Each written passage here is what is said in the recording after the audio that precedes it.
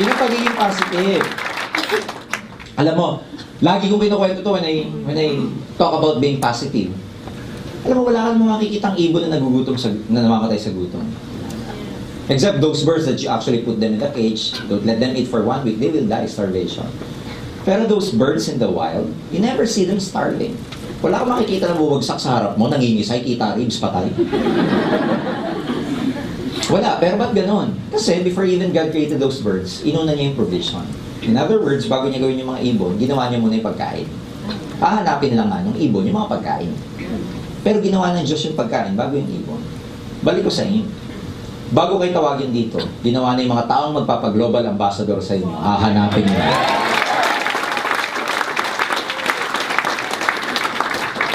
Are we clear? Yes! In other words, nauna yung provision bago kayo. You just have to look for those people out there. Kasi hindi kakatok sa bahay niyo yun, yet mag-volunteer. Hindi gagawin yun. Ako ang sugo. Ako magpapaglobal ambassador. Tigilan nyo na.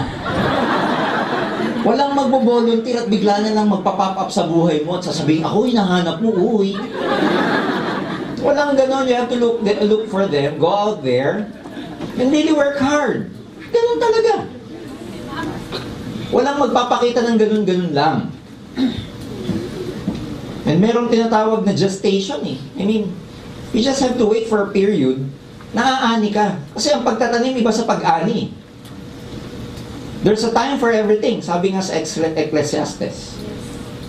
There's a time to sow and there's a time to reap. You have to remember kung nasaan ka na. You have to identify kung nasaan ka. Pag alam mong nasa sowing stage ka, then do not expect to reap. Kung alam mo nasa pagtatanim ka pa lang, huwag ka mag-expect na umani. Tama ba? Yes. Kung alam mong nasa pagtatanim ka, yung stage na mahirap. Yun yung nakayuko ka. Yun yung nadudumihan ka. Pagtatanim eh. Networking, nasa pagtatanim na stage ka, yun yung stage na nagre-recruit ka, marireject ka, gugutom ka, mapupuyat ka, mapapagod ka, di ka pa kumikita. Pagtatanim eh. You have to identify yourself. And there's a period of time necessary before anything can come into form. Ang tawag doon, gestation. Magkakaiba gestation ng bawat tao, bawat nilalang. Ang tao, ang gestation niya, 9 months. Ang carrots, 7 weeks. Ang bamboo, 5 years. Pero they serve different purposes. Ang tagal ng bamboo. Ang carrots, itanim mo, 7 weeks lang, tutubo na. Ang bamboo, itanim mo, 5 years. But they serve different purposes. Yung carrot, itanim mo, after 7 weeks, meron ng carrot. Para saan? Mayaman sa beta-carotene, pang-chop suey, gulay, pagkain ni Bugs Bunny. Yung bamboo, tagal. 5 years and up bago tumubo. Why? Kasi tumutubo muna yung ugat. Pero mas maraming purpose yung bamboo. Bridges, structures, house, bahay kubo, etc. Bangka, ships, everything. Scaffolding, support, lahat. So sa buhay ng tao may ganun din, may gestation ka rin dito. Kaya pag ikaw, di pa kumikita, under gestation ka pa. Kaya pag may kapitbahay ka, tanim ka ng bamboo, tinatawanan ka, ang tagal na niyang bamboo mo, hindi pa tumutubo, maapektuhan ka ba? Hindi, kasi siya hindi niya naiintindihan yung gestation. Ikaw alam mo na 5 years bago tumubo. So, kapapapekto. Balik ko sa iyo, nagsasabi sa iyo, tagal nyo na dyan, sabi, hindi niya naiintindihan yung gestation eh. Kaya pag sabi niya, wala pa nangyari, tagal mo na dyan, sabi sa iyo, ganyan niya, sabi mo sa kanya, gestation. Pag tinanong niya nung gestation, Shell, Caltex, Petrol, gestation. Sabihin mo sa kanya. Baka mamaya, spelling niyo just sa notebook niyo, gas station. Gestate, from the word gestate, gestation. Ayan. So lahat may gestation. Lahat. Create na universe na may ganyan. Even the universe itself may gestation, di ba? The Big Bang, boom, bago nagkaroon ng form. Ganito rin sa ating lahat. And sometimes yun yung hindi natin naiintindihan. That's why your mindset is very, very important. Kaya importante ito eh. Kasi pag tama na yung mindset mo, madali na yung skills. Ano yung mga skills na kailangan mo? Okay? Part 4. Skills na kailangan mo. Ito yung mga skill set. Ang imamaster mo ito. Number 1, master mo mabuti yung pag-i-invite ng tao. Invitation. Invitation for what? For presentation. Ang tawag sa presentation natin, yan yung marketing plan. Ano tawag natin sa presentation? OPP. Kaya nga, opportunity plan, presentation. Mag-i-invite kayo ng prospects para umattend ng OPP. There are 3 ways to present the OPP. Number 1, merong office presentation. Number 2, merong table presentation. And number 3, merong house meeting or house presentation. Unahin ko na muna itong office presentation. Nag-i-invite ka, pare, may time ka ba next week? Monday or Wednesday, 7 p.m.? Kita naman tayo sa galleria. Meron sana akong business na ipopropose sa'yo. Pag sinabi, alam ko na yan, networking. Yung iba sinasabi, ganun ba? Sige, bye-bye. Wala na. Pag sinabi, alam ko na yan, networking. Sabi mo, ganun ba? Ano idea mo about networking? Magsasabi yan. Yan eh, ganito yan, recruit, blah, blah, blah, etc. O, paano nyo re-recruitin yung ganun? Pag may kaibigan kayo na sinabi, networking, ano yan? Ayoko ng ganyan, bro. Wala akong, lahat na sinabi, pare, wala akong time. Hindi ako magaling, bro. Lahat na sinabi, para lang hindi mo ma-recruit. Anong gagawin nyo pag may kaibigan kayo sinabi networking? Sabihin mo ganito. Di ba kaibigan naman kita? Sabihin nyo, bro, kung meron akong hihinging favor sa'yo, sa buong buhay ko sa pagkakaibigan natin, itong favor na to, bigyan mo na ako ng chance. Pakita ko sa'yo kung itong networking. Pag ayaw mo, hindi na kita kukulitin. One time lang, pagbigyan mo lang. Ang magic word doon, ito. Di ba, magkaibigan naman tayo? Kung meron akong isang favor na hihingin sa'yo sa buong buhay ko, ito yun, pagbigyan mo lang. Now, if you're in the position na nahihinig mo sa kaibigan mo, humihingi ng pabor.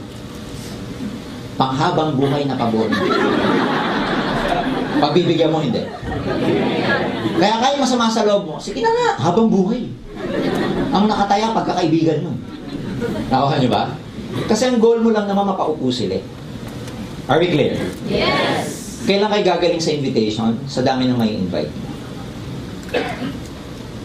Hindi kayo gagaling sa pag-i-invite kung hindi kayo laging nag-i-invite. Frequency yan. Dalasan niyo. Because ang invitation is not a science. It's actually an art. Depende sa kausap nyo. Ang best way, pag nag-i-invite kayo, alamin nyo yung form. F-O-R-M. Ano to? About their family. Mag-build muna kayo ng rapport. Magkapalagayang loob muna kayo. Hindi yung pag nakita mo, Bram, ako matagal na kitang hinahanap, Brad. Tanong ka muna, F-O-R-M. Ano to? Family, occupation, recreation, and message. Tanungin mo muna kung sa'yo asawa mo, kung sa'yo anak mo. Doon muna umikot yung usapan. Huwag kang excited na kukunin ko. Ririkutin ko to. Paligwi-liguin mo muna sa F. Family. Musta mo na? Kasi minsan dyan mo malalaman kung ano yung problema nila, issues nila. Alam mo ngayon kung paano ka papasok. Alimin mo yung tungkol sa trabaho. For all you know, ito nga, katatanggal ko lang sa trabaho. Ting! OPT. Kailangan ng pera nito. Recruit. Recreation. Ano pinagkakabalahan? Saan ba siya busy? Something like that. Diyan mo malalaman kung may time para mag-part-time o wala. Bago mo ibigay yung message na gusto mo siyang recruitin. Kasi dito mo makukuha yung mga messages para ma-recruit siya. Pero pag ginagawa mo tong tungkol sa F-O-R-M, huwag kang parang pulis. Sa pamilya. Interview type. O trabaho. Ano pinagkakaabalahan mo? Ano lang, spontaneous lang. Mild lang. At saka hindi kailangang sunod-sunod na ganito. Pwedeng kung ano mauna. Mamaya inisip mo, kumusta trabaho mo? Ay, mali, pare, teka, F muna.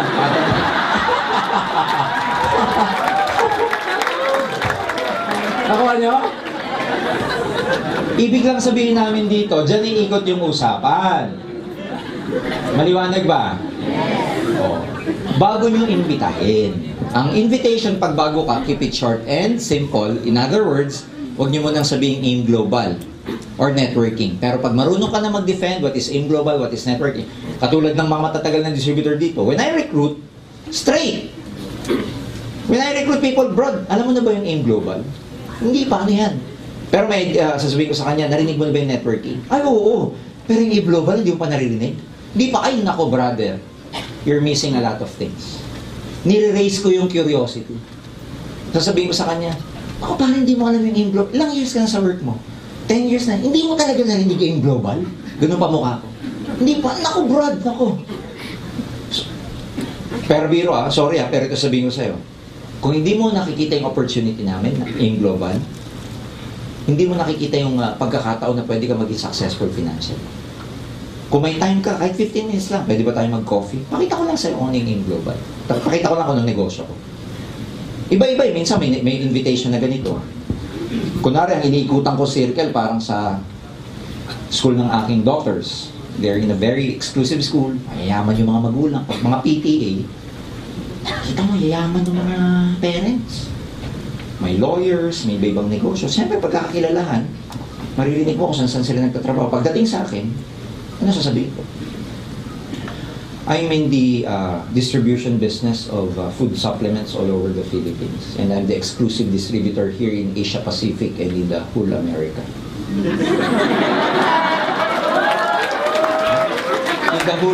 In the whole Northern America. Gugulat sila. Talaga, anong products nyo? Meron kami mga iba't iba supplements. We're both in wholesale and retail. Ang product partners ko is based in Wisconsin, yung Nature's Way. I have about 100 branches here in the Philippines. I have branches in Singapore, and Taiwan, Dubai, Nigeria, and Ghana. My office is just located there in AIC building, Burgundy Tower. So magugulat, big time ang dating. Nakuha niyo ba? Totoo naman pag ang kausap mo negosyante, pwede mo sabihin, ang business ko, nasa food supplement industry ako. Nag-wholesale and retail ako. Exclusive, ini-import dito ng Nature's Way yung business ko. All over the Philippines, Luzon, Visayas, Mindanao, meron kaming 100 branches. Now, if you're open to this kind of distribution, kasi naghahanap kami ngayon ng mga distributors all over the Philippines, baka gusto mo maging part. Pag sinabi ko, paano ako magiging part niya? Di kang OPP. Hindi niya alam networking. Diba? Pero it's a matter of how you package the business. Depende sa kausap mo. And over the years, bakit ganun na experience namin? Kasi we gain it dahil ginagawa namin. And you only gain that kind of expertise pag ginagawa mo siya. Kaya go out there, mag-recruit. Kaya pagkatanong sa akin, sir, paano ba mag-recruit? Ano ba pinaka-effective na paraan para mag-recruit? Alam mo, sagot ko, mag-recruit ka. Sir, paano mag-invite? Mag-invite ka. Kasi gagaling ka sa skills by practice. Hindi ka gagaling by ganito, natuturuan kita. No, go out there. Doon ka matututo kasi pag nagkakamali ka, hindi mo na uulitin Ay, mali yun na. Sayang, hindi ko na ulitin yun. Iba na naman, mag-iiba ka na naman. Tama ba? Saka ka-improve mo, matutumbok mo kung ano yung tama. Hindi lahat nire-recruit sa office. May pinipili yan. Pag ang re-recruitin nyo VIP, tatlo ang titignan nyo sa recruit. MAN, may means, may authority, may need. Man. Minsan may marirecruit ka may pera, okay. Minsan may marirecruit ka walang pera pero may need, recruitin mo pa rin. Kasi hindi lahat ng tao may pera pang global package, pero pag nakita mo may need, masarap na yung recruitin yan. Yung man may authority, ibig sabihin yan, may position, may clout, mabarkada, pwedeng supervisor, pwedeng leader, basta may authority siya. Ito yung mga ipaprioritize yung recruitin kung may ipaprioritize kayo. Para mabilis lumaki yung grupo nyo. May means, may authority, may need. Not necessarily may money. Pero ibig sabihin, may paraan. Nakitaan nyo ng need, gusto mo masenso, gusto matupad ang pangarap, gusto mapauwi ang mga magulang dito dahil OFW, pagod na sa trabaho, may kaaway sa trabaho, galit sa boss, yan ang mga masarap recruitin. Man, ngayon, iba-iba. Meron kayong re-recruitin na hindi pang office, kundi pang table presentation. Sino to? We categorize this as VIPs. Sino yun? Aray, mga boss nyo. Alam mo, paupuin nyo pa dyan. Kakahiya, di ba? Boss, attend kang seminar, boss. Pero pag ganito ang approach mo, boss, can I present you something over a cup of coffee or dinner? Treat kita. Ibig-present lang akong business. Professional ang dating. Negosyante. Alam ka namang i-OPP nyo pa dyan, negosyante. memories pa ng negosyante, mabilis lang. Kasi gusto niya, direct to the point.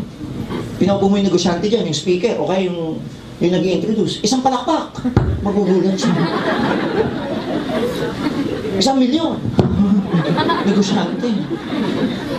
Pag businessman, direct to the point yan. Pagkatinin nyo sa seminar, sasabihin ng speaker, may pangarap ba kayo? Mga negosyante. Nakuha pa pangarap kaysa sa speaker eh. Nakuha niya? Sino yung mga tingin table presentation? Negosyante, mga boss nyo, too much familiar people. Yung mga walang time. Yung mga mabibigyan ka ng, mabibigyan ka ng konting-konting time lang. Tingin table presentation na yan. Pag hindi pa kayo marunong, don't worry. Hugutin nyo yung sponsor nyo siya magpaliwanag. Trabaho ng upline yon pag hindi ka pa marunong. Ang tawag doon, caddying. Caddy. Ikakadi ka. Pag bago ka, magpakadi ka. Ano yung caddy? Di ba sa golf? May nagkakadi kasama ng player. Ganun ang upline sa una, ikakadi ka. So pag wala ka pa ng confidence, kasi madali lang naman yung OPP. Kakabisaduhin mo lang eh. Sa maraming distributors, hindi big deal yung OPP. Ang big deal sa kanila yung confidence para ibagsak. Nahihiya, wala pang kita, may fear. Wala pa akong proof, baka hindi ako paniwalaan, wala pa akong proof. 1.5 pa lang laman ng website ko, kakahiya. So ayaw mag-present. So pag bago ka, hugutin mo yung upline mo, ikakadi ka. Tapos pagka nagte-table presentation siya, tingin ka lang. Kung paano niya gawin. Observe. Why? After a while, ikaw naman na mag-OPP na. So you must be able to observe. Magkaroon ka ng mental note. Mental note, parang nagsusulat sa isip mo. Huwag yung marami kang ginagawa na habang nag-uusap sila, total sila man nag-OPP yung upline ko, kaya hindi crush mo na ako. Tingin ka, dapat gumaganyan kapag nagpipresent. Tapos gumaganyan ka. Kaya nagsaset ng atmosphere. Huwag kang sasabat. Ano lang, pigilin mo yung sarili mo. Kasi yung iba pag nagpe-present yung upline, ito maganda to, ano mo, dito yan. Sabi ko sa'yo, yayaman ka eh. Sumasabat. Okay, lalo na pag nasa closing na. Ito, mas maganda dito pag nag-7-8. So, diba, sabi ko sa'yo, 7-8, maganda eh. Tahimik ka lang. Usap sila. Nakuha mo?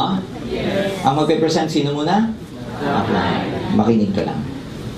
Are we clear? Yes. And may pinipili yan. Hindi lahat. Ako ang teknik ko dati, pag may re-recruitin ako sa office, kailangan hanggang half of the room lang mapaupo ko siya. Kaya naranasan ko rin yung nagre-reserve. Nagre-reserve for my guest. Kasi ang idea, pag may prospect ka, lalo sa OPP, tas likod na nakaupo, iba na yung message doon. Iba na yung energy. Ang pinaka-ideal na pwesto, magmula dito sa stage, hanggang kalahati ng room. Diyan mo dadalhin ang prospect mo. Huwag mo dadalhin sa likod. Kasi pag sa likod, first timer, hindi niya na maintindihan. Tapos ang ingay pa sa likod. Yung katabi niya pa, text ng text. Eh di ba pag may katabi kang text ng text, silip ka ng silip? Di ba? Napapansin niyo ba yung sarili niyo? Pag may anti-text yung katabi, malay mo ba doon? Pero yung mata mo gustong... Huwag niyong pauupuin doon yung recruit niyo. Maliwanag ba? Yes!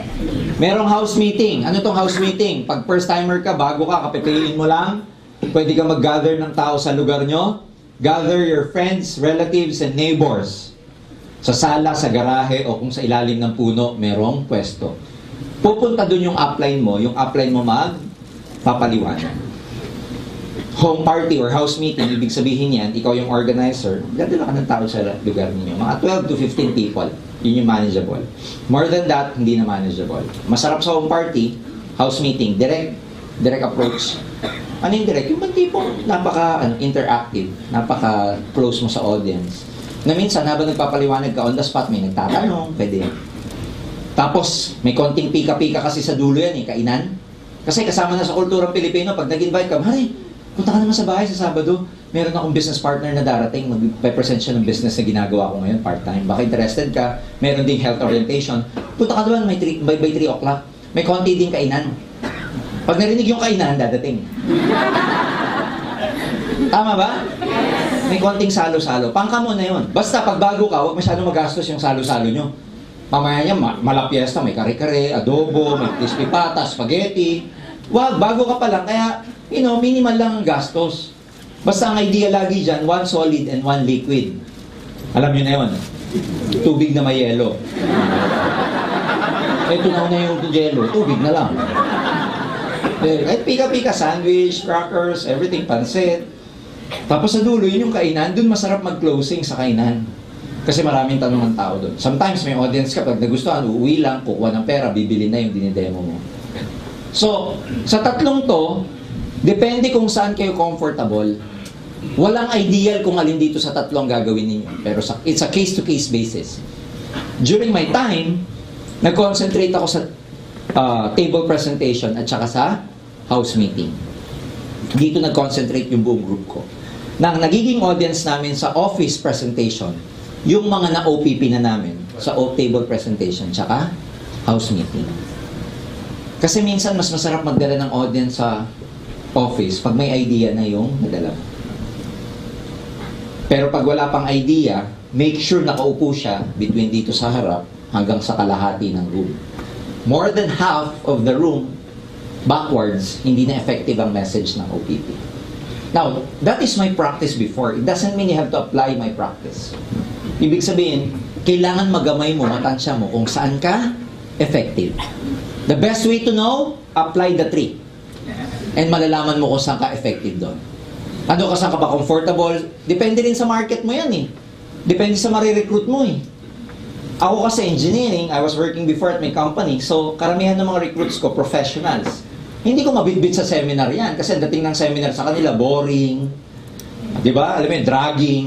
So pag mga kapwa ko engineer ang re-recruitin ko, either sa office ko na nire-recruit, o kaya magpupunta kami ng Glorieta, okay? Doon kami or sa street life, gigimik kami, doon ko nire-recruit. So depende sa market niyo. The important thing to do, subukan nyo lahat. Kasi may audience na nagtanong sa akin, Sir, ano pinaka-effective sa tatlo? Alam nyo kung ano? Lahat. Sabay-sabay. If you can do this ng sabay-sabay, the better. Kasi manganganak yan eh. Ang pinaka-best skills na ibibilin ko sa'yo, being able to present the marketing plan by yourself as soon as possible. The earlier you can present the business nang hindi ka kinakadi ng upline mo, the better. Ano ibig sabihin? Mas maaga kang matutong mag-OPP mag-isa, mas bibilis ang pag-build ng network mo. Yes. Okay?